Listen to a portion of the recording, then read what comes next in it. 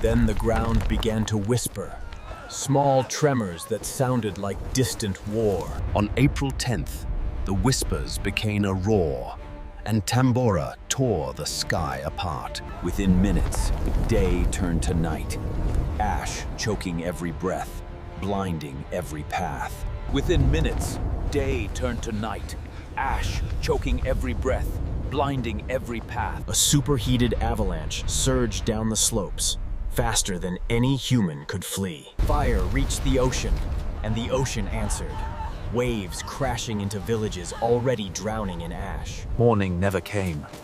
Roofs collapsed, forests fell, and the island vanished under a blanket of stone. And when the explosions ended, hunger began. Slow, relentless, and everywhere. The mountain collapsed into a crater miles wide, proof that the world they knew was gone. This is the night Indonesia faced the end of the world, and the dawn it fought to reclaim. Tambora's blast killed around 10 to 11,000 people instantly. Then famine and disease claimed tens of thousands more. In 1815, Sumbawa is a quiet Indonesian island, living peacefully under the shadow of Mount Tambora. Families here depend on the soil, the rain, and the rhythm of seasons they trust. The sea feeds villages, and the mountain watches silently from above. Life is humble, predictable, and deeply tied to nature. Tambora appears calm, yet deep inside, pressure is building. For years, low rumbles disturb the nights, like distant thunder inside the earth. Animals sense what humans cannot, fleeing before danger arrives. People hear the sounds, but they have no name for what is coming. This story begins here, in the heart of Indonesia's volcanic chain. By early April 1815, the air changes, and the island feels unsettled. On April 5th, Tambora releases its first violent breath.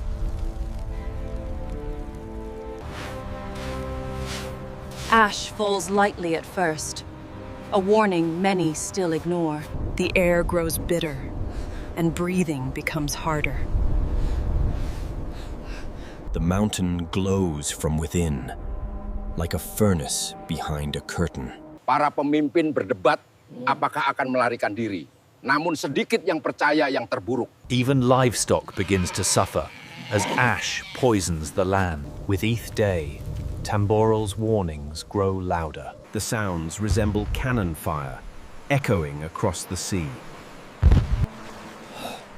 Sailors hear the blasts and fear a war they cannot see. Communities pray, unaware that prayer alone cannot stop a volcano. On April 10th, daylight begins to fade before the sun sets. Then the mountain erupts, an explosion beyond any memory. 3 columns of ash and fire join into a single sky-eating cloud. Stones rain down, and villages turn into darkness within minutes.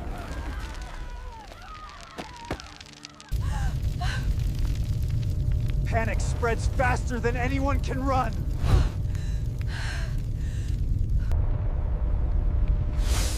A burning avalanche of ash and gas races down the mountain. Forests ignite in seconds, turning escape routes into fire traps. Whole settlements disappear under waves of heat and ash.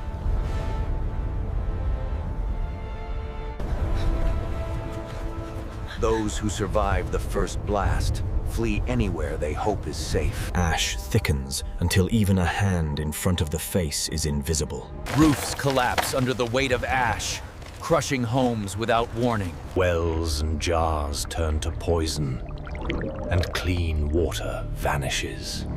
Along the coast, the sea pulls back, an omen of what follows. A tsunami surges in, tearing through shorelines already choking in ash. Tambora keeps roaring through the night like an endless engine. Lightning cracks inside the ash plume, turning the sky into a battlefield. By morning, Sumbawa looks burned, buried, and unrecognizable. The summit collapses, leaving a giant crater where a mountain once stood. Even at noon, darkness remains, as if the world has ended. Survivors move like shadows through a desert of ash. Every step sinks into hot powder that smothers life. Fields die first, and with them, the promise of food. Families dig for roots and scralls, knowing hunger is coming.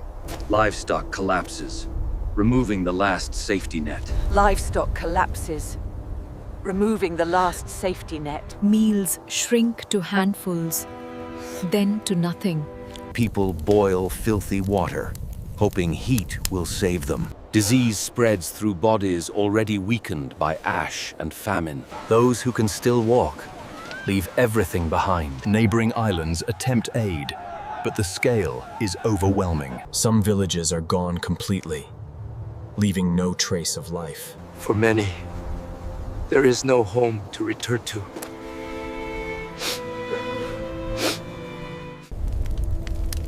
Memories survive only in what people carry. Across Indonesia, food prices rise as supplies fail. Tambora's shock travels far beyond Sumbawa. Even distant islands feel the dimming sky. Children grow up under a sun that no longer looks familiar.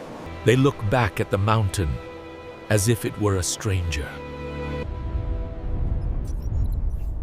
Tambora sends ash and sulfur high into the atmosphere. Across Indonesia, sunsets turn strange, painted by volcanic dust. Even major cities notice the fading light. News arrives that the world beyond Indonesia is also changing. The eruption alters winds and weather across the planet. In Indonesia itself, seasons stumble out of rhythm. With no medicine, people rely on tradition to survive. Communities mourn in gatherings too large to count. The island becomes a cemetery under open sky.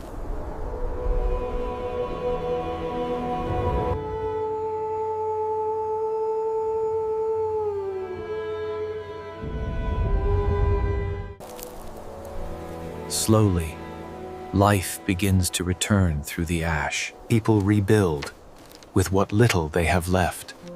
They plant again, not knowing if the earth will forgive them.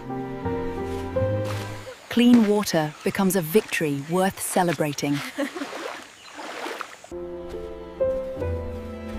A new generation grows among the ruins. The memories turn into warnings, passed from elders to youth.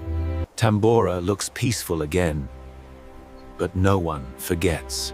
Today, Indonesia studies Tambora to understand its power. The ash layers hold the timeline of disaster. Artifacts preserve stories of lives interrupted in 1815. Eruption becomes a lesson in how fragile life can be. Tambora is part of a nation shaped by fire. Modern Indonesia prepares because the earth still breathes. Life continues beside mountains that can awaken again. Sumbawa lives on, carrying the past in its soil. What once killed the land eventually enriches it.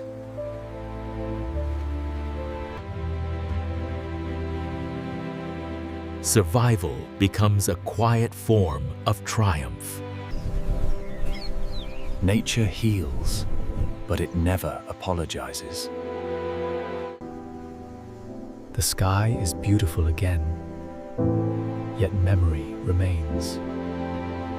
2 centuries later, the shadow of that night still stretches across history. Tambora is the largest eruption in recorded human history. Here, respect for volcanoes is part of everyday life. Because they know what happens when respect is forgotten. One eruption erased thousands of lives in a single breath. The dead are not numbers here. They are families. Ash carried their world away, grain by grain. Yet from that ash, Indonesia rebuilt. Tambora sleeps again, but the lesson stays awake. Nature can be generous, and in an instant, unforgiving. This is Tambora, Indonesia's darkest night and the world's warning.